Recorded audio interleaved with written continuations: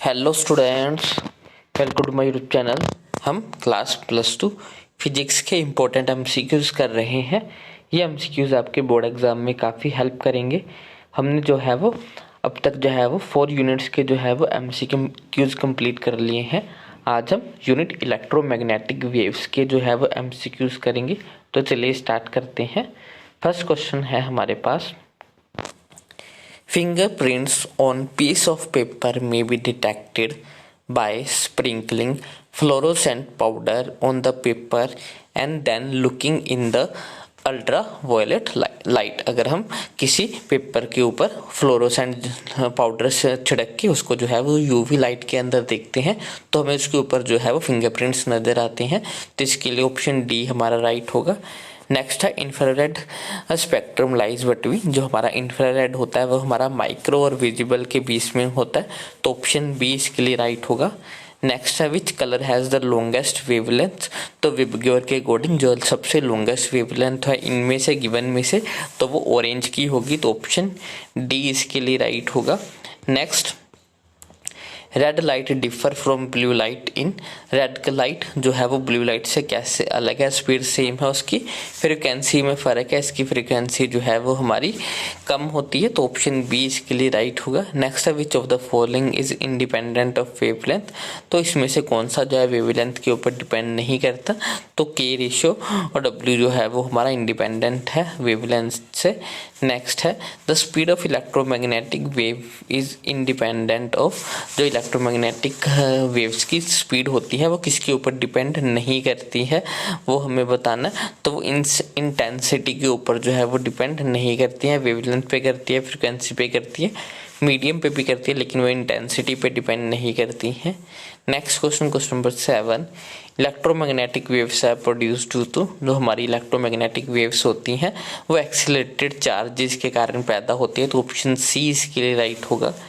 Next question, question number 8, ozone layer is useful because it.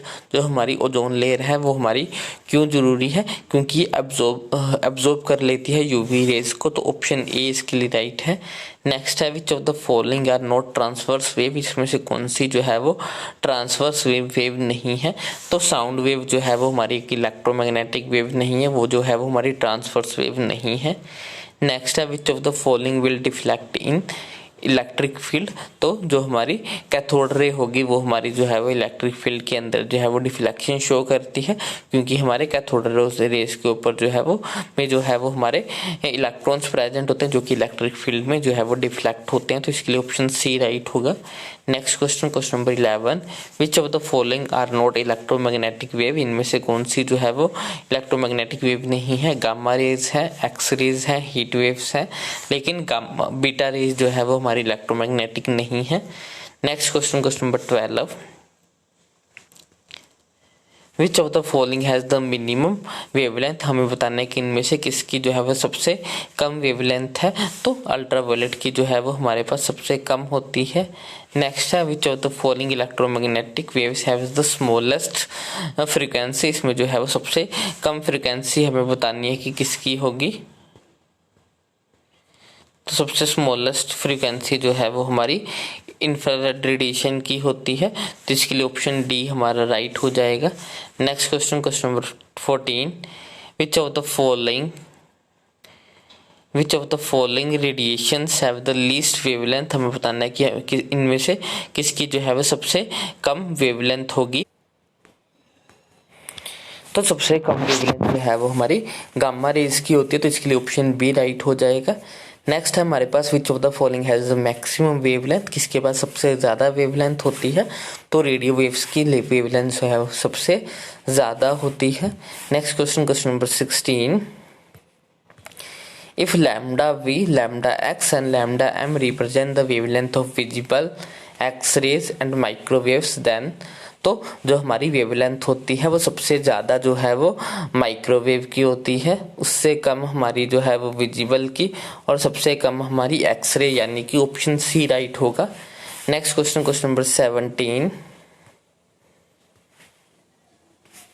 The electromagnetic waves होते हैं वो free space के अंदर जो है वो स्पीड ऑफ लाइट से ट्रेवल करते हैं।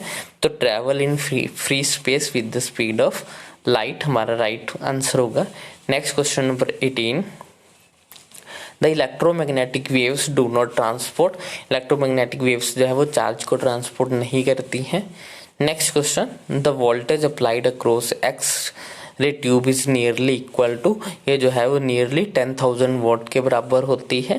Next question, question number 20, if E and B are the electric and the magnetic field vector of the electromagnetic waves, then the direction of propagation of the electromagnetic wave is along the direction of E cross B। Option C इसके लिए right होगा।